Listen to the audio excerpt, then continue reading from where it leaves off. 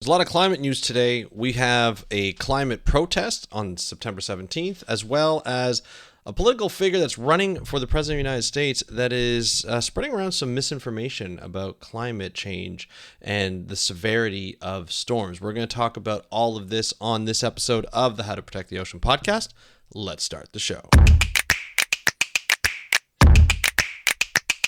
Hey everybody, welcome back to another exciting episode of the How to Protect the Ocean podcast. I'm your host, Andrew Lewin. This is the podcast where you find out what's happening with the ocean, how you can speak up for the ocean, and what you can do to live for a better ocean by taking action. Two quick announcements before I start the show on climate change and what we're going to be talking about today. One, I was watching the 49er game right before this. And just a little piece of information. When I watched the 49er game, San Francisco 49ers, the NFL team, they're my favorite team. I get a little anxious. And although I've been trying to hold in a lot of my emotions during the game this year, when I watch each game, my dogs sense that I'm a little tense. So he's my one dog, Nacho. He's a Husky Samoyed. He's right behind me as I'm recording this episode. And I'm petting him right now, because he thinks that I need to pet him so I can lower my anxiousness. So if you hear a dog howl or give a little grunt, that's him saying, hey, you've stopped petting me. Are you okay? I want you to be okay. He's a bit of a service dog while I watch my 49ers, which is really cute, and I really love it. But sometimes he gets a little loud. He's a husky, and that's what it is. So I apologize if you hear that in the background, but he's right behind me. Anyway, the second thing I wanted to say, I just came back from a conference for my day job. And it's, I work in software, public sector software, went to a conference, and I wanted to tell people how I prep for a conference, especially a conference where I didn't know many people. And I wanted to show what it's like to prep for a conference where you don't know a lot of people, but you want to network and you want to get to know more people. And so I put that episode up on my private podcast, How to Build Your Career in Marine Science and Conservation. It's a private podcast that costs $5 a month. I update it weekly.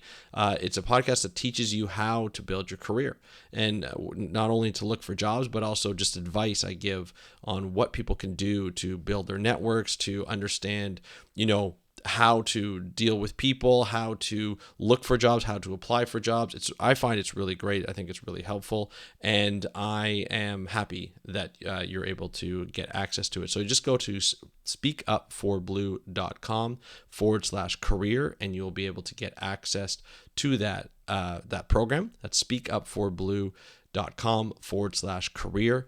And it'll be fun. I hope you enjoy it. And let me know what you think about it if you do sign up. Anyway, let's get started with the episode after those two quick announcements.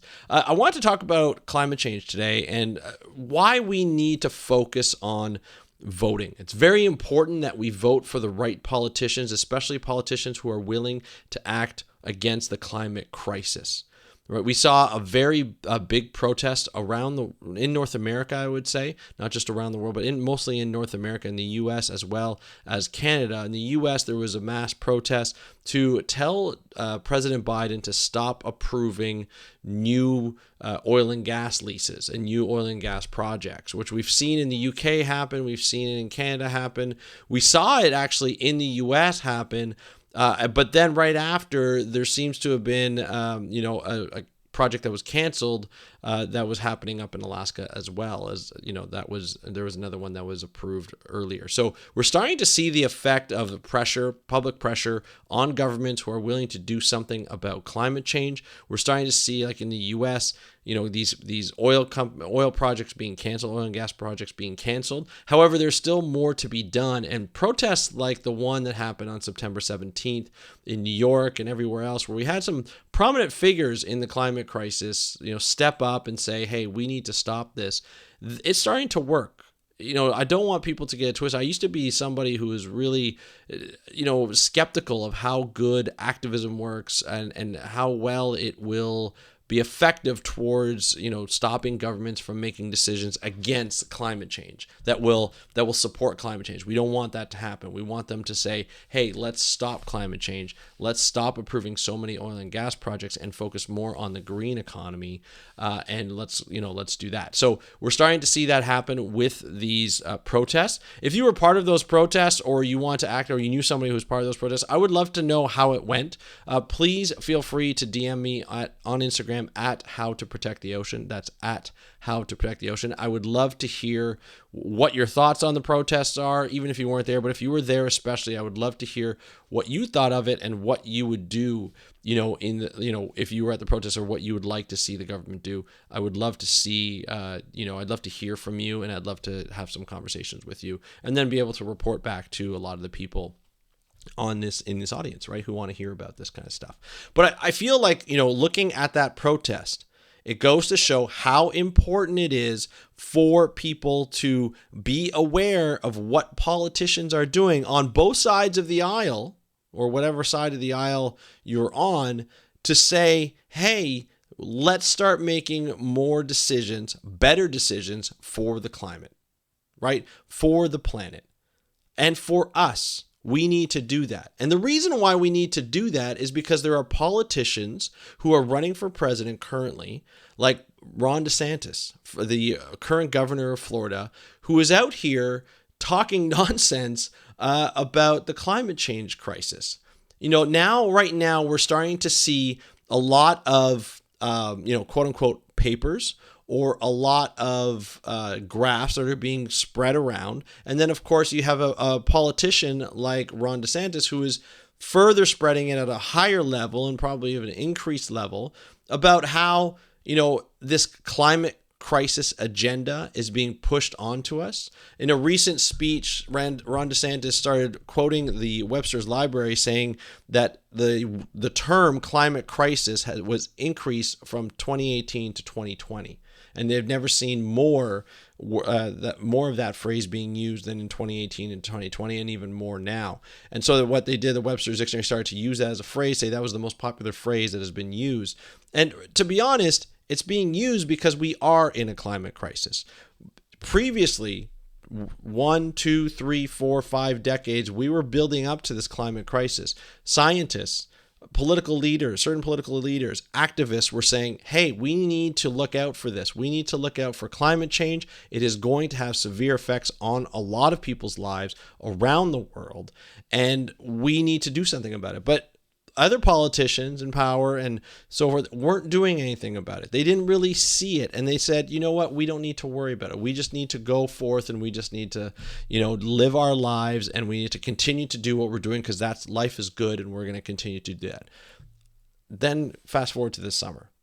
We've never seen a summer like this around the world, where we've seen so many disasters. It even started at the beginning of the year. So many disasters around the world. We have floods, we have droughts, we have wildfires. Right? People have lost their lives. Hurricanes. It's insane. Even a couple of years ago, last year, there was that hurricane that went through Florida that killed 100 people. And here you have Ron DeSantis saying, hey, in the last 100 years, deaths have decreased due to climate-related deaths. It's decreased over the last 100 years. Well, certainly it's decreased because our technology has gotten better. That makes sense, right? We've seen technology increase. We've seen, our ability to predict the weather, our ability to prepare for the weather, our technology in building better houses, hurricane reinforced windows, hurricane reinforced doors.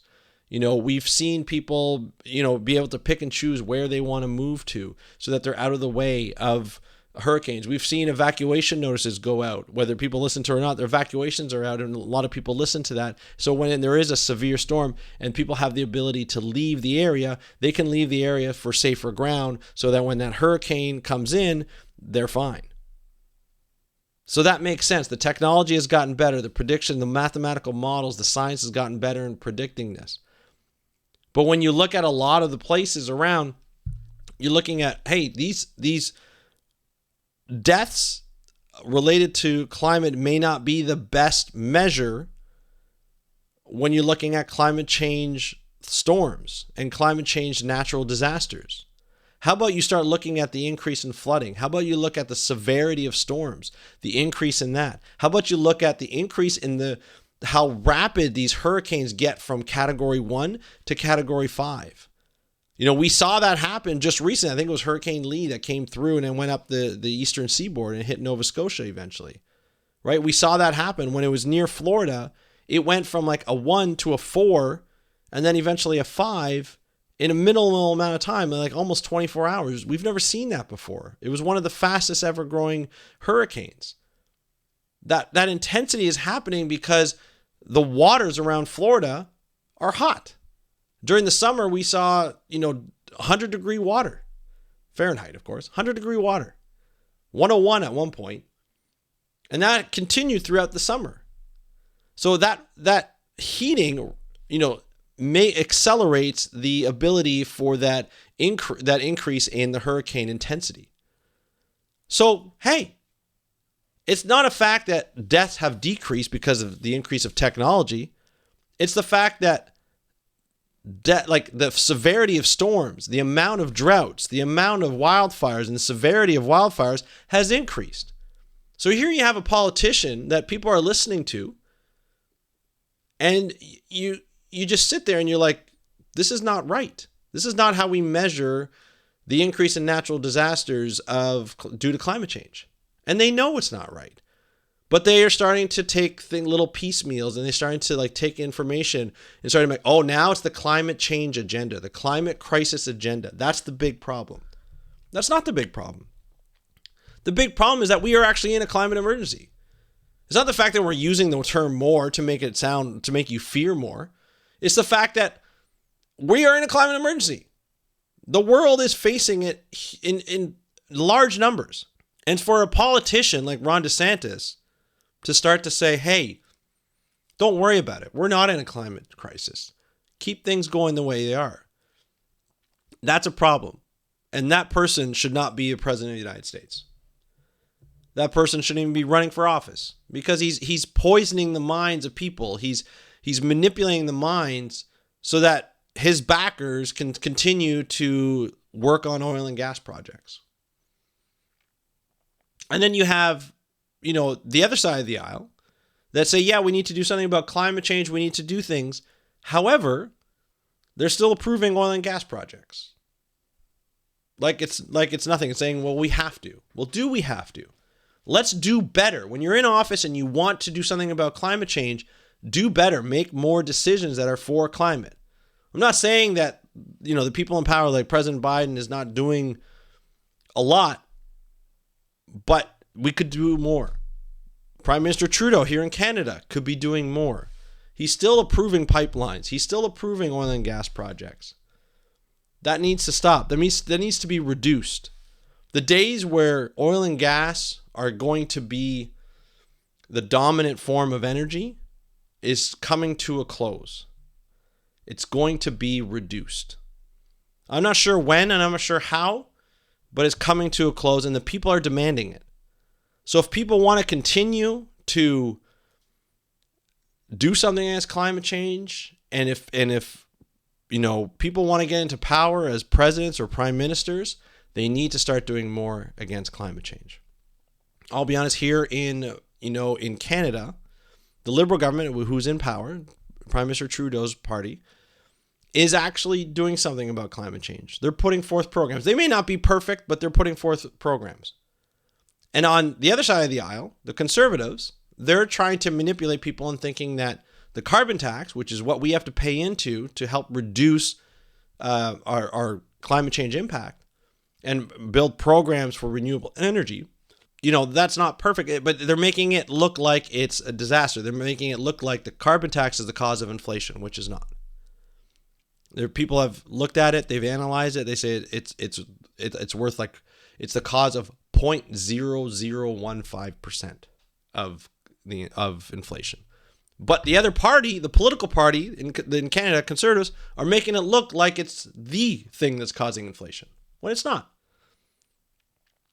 And so we have to be careful of who we vote for in power. We have to be careful of who we believe on both sides of the aisle.